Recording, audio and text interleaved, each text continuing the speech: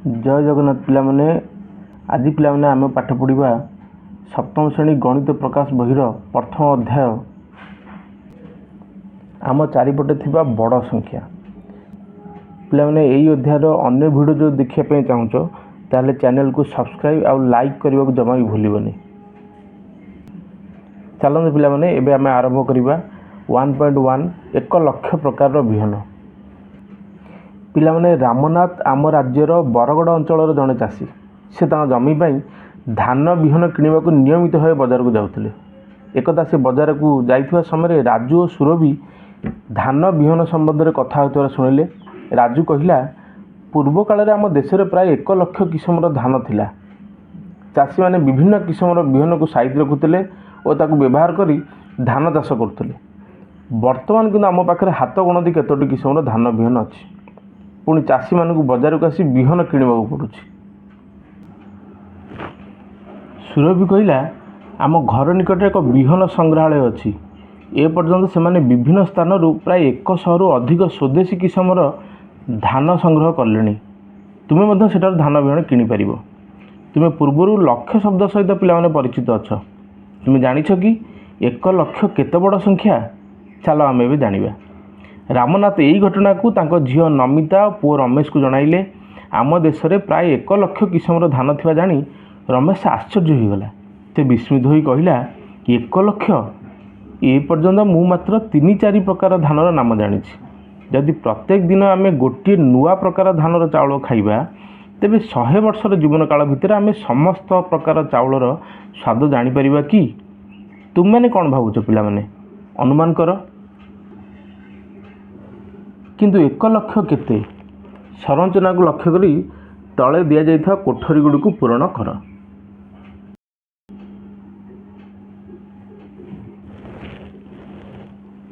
पिला माने 3 अंक विशिष्ट बृहत्तम संख्या होची 999।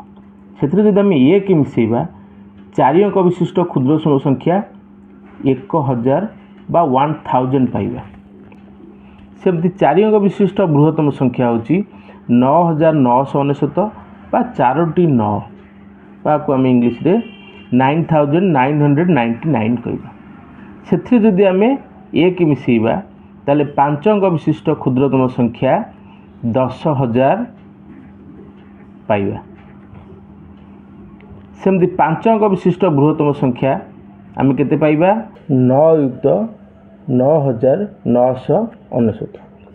से जब आम 1 मिसेबा ताले 6 अंक विशिष्ट क्षुद्रतम संख्या 1 लक्ष पाइबा। आम 1 लक्ष को आम 1 लक्ष बोली पढ़िबा। एक डाहण पटे 5टा शून्य आम ताको पढ़िबा 1 लक्ष।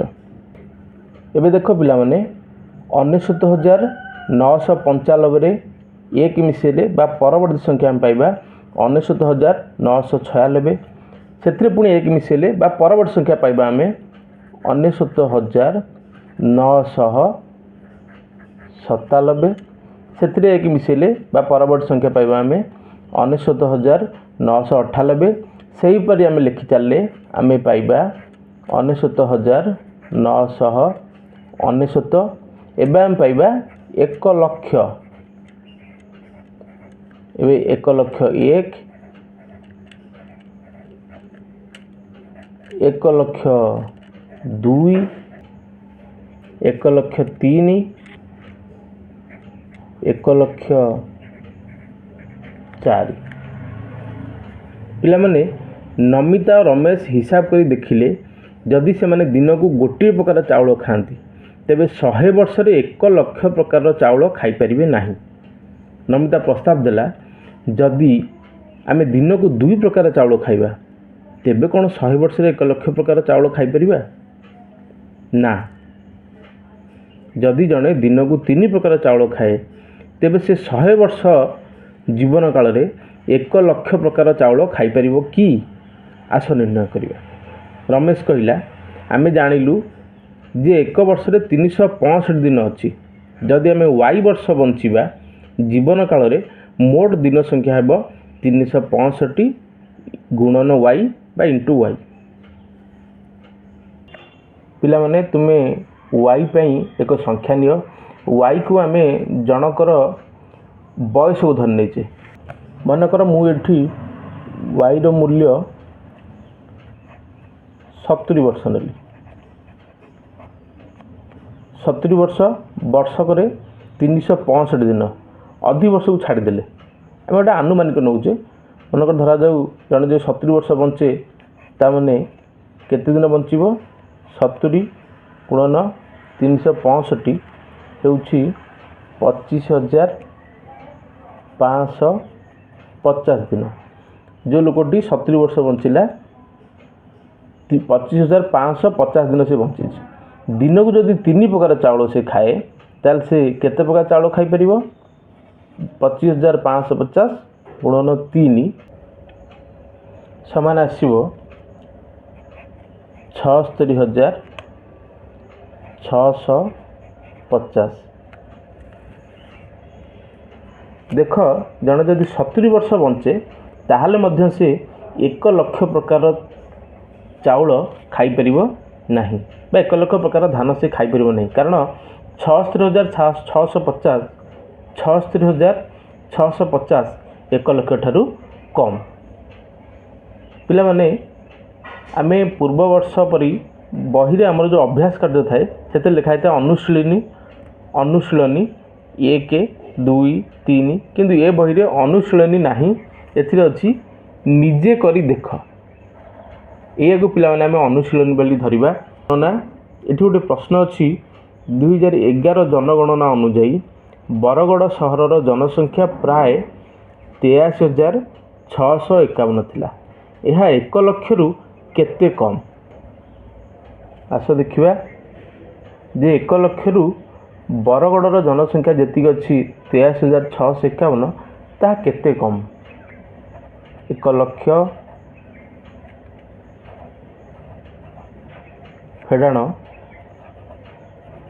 83,651 ସମାନ ଆସିବ 16,349। ପିଲାମାନେ, 2024 ମସିହାରେ ବରଗଡ଼ ସହରର ଆନୁମାନିକ ଜନସଂଖ୍ୟା 1,04,000। ଏହା 1 ଲକ୍ଷ ଠାରୁ କେତେ ଅଧିକ? ପିଲାମାନେ, ଏଇଟା ଆମେ ମୁହେଁ ମୁହେଁ କହିପାରିବା। 1,04,000 ଫେଡ଼ାଣ 1 ଲକ୍ଷ ସମାନ 4,000। ତାମାନେ 2024 ମସିହାରେ ବରଗଡ଼ର ଜନସଂଖ୍ୟା 1 ଲକ୍ଷରୁ 4,000 ଅଧିକ ଅଛି। ବର୍ତ୍ତମାନ ପିଲାମାନେ, ସେ 3 ନମ୍ବରରେ ପଚାରିଛି 2011ରୁ 2024 ପର୍ଯ୍ୟନ୍ତ ବରଗଡ଼ର ଜନସଂଖ୍ୟା କେତେ ବୃଦ୍ଧି ପାଇଲା?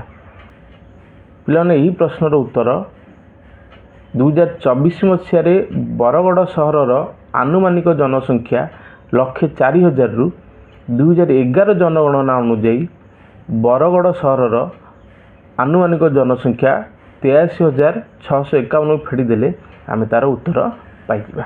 ଦେଖ, ଏବେ 104,000 ଫେଡ଼ାଣ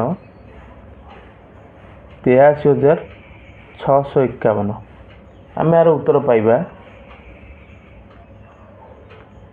20,349। ଆମେ ଏବେ ବଡ଼ ସଂଖ୍ୟାକୁ ବୁଝିବା। ତୁମେମାନେ ଏ ପର୍ଯ୍ୟନ୍ତ ଏମିତି କିଛି ରୋଚକ ତଥ୍ୟ ଶୁଣିଥିବ, ଯେପରିକି ଗୁଜୁରାଟରେ ଅବସ୍ଥିତ ସର୍ଦ୍ଦାର ବଲ୍ଲଭ ଭାଇ ପଟେଲଙ୍କର ପ୍ରତିମୂର୍ତ୍ତି, ଯାହାକୁ ଷ୍ଟାଚ୍ୟୁ ଅଫ୍ ୟୁନିଟ୍ କୁହାଯାଉଛି, ତା'ର ଉଚ୍ଚତା ପ୍ରାୟ 180 ମିଟର। ବା ଆମ ରାଜ୍ୟର ସୁନ୍ଦରଗଡ଼ ଅବସ୍ଥିତ ଖଣ୍ଡାଧାର ଜଳପ୍ରପାତର ଉଚ୍ଚତା ପ୍ରାୟ 244 ମିଟରରୁ ଅଧିକ ହେବ, ଯେଉଁଠୁ ପାଣି ଖସୁଛି। ଏପରି ବଡ଼ ମାପଗୁଡ଼ିକୁ ସବୁବେଳେ ଅନୁମାନରେ ବୁଝିବା ପ୍ରାୟତଃ ସହଜ ନୁହେଁ, କିନ୍ତୁ ଏହି ମାପଗୁଡ଼ିକୁ ଆମର ପରିଚିତ ଥିବା ଜିନିଷର ଆକାର ସହିତ ଯଦି ଆମେ ତୁଳନା କରିବା, ଆମେ ଏହାକୁ ଭଲ ଭାବରେ ବୁଝିପାରିବା। ଚାଲ ଏକ ଉଦାହରଣରୁ ଦେଖିବା। ଡାହାଣ ପାଖରେ ଦିଆଯାଇଥିବା ଚିତ୍ରକୁ ଦେଖ। ଏହା 10 ମହଲା ବିଶିଷ୍ଟ ଘର। ସମୁର ଉଚ୍ଚତା ପ୍ରାୟ 1 ମିଟର ହେବ। ଯଦି ଏହି ଘରର ପ୍ରତ୍ୟେକ ମହଲା ସମୁ ଉଚ୍ଚତାର ପ୍ରାୟ 4 ଗୁଣ, ତେବେ ଘରର ଆନୁମାନିକ ଉଚ୍ଚତା କେତେ ହେବ? ପିଲାମାନେ, ଅଲରେଡ଼ି ଡାହାଣ ପଟେ କରିକି ଦେଖାଇ ଦେଇଛି। ଯେହେତୁ ସମୁର ଉଚ୍ଚତା 1 ମିଟର, ଗୋଟି ଘରର ପ୍ରତ୍ୟେକ ମହଲା ସମୁ ଉଚ୍ଚତାର 4 ଗୁଣ, तार गोटे महला समूर उच्चता 1 मीटर गुणन 4 मीटर बही डाहाण पटे देखी देछि गोटे घर उच्चता 4 मीटर हेले गोटे घर उच्चता जदि 4 मीटर हुए तान 10 महला विशिष्ट घर उच्चता केते हेबो 10 गुणन 4 40 मीटर। देख पिला माने डाहाण पटे देखी मु हूँ समूह बोली गोटे छोट चित्र देखी एठी देख समूह अच्छी से 10 महला घरे वर्तमान घर आनुमानिक उच्चता होची 40 मीटर। स्टैच्यू ऑफ यूनिटी किंबा समूर यही 10 महला विशिष्ट घर उच्चता मध्यरु केउंटर उच्चता अधिक एवं केते मीटर अधिक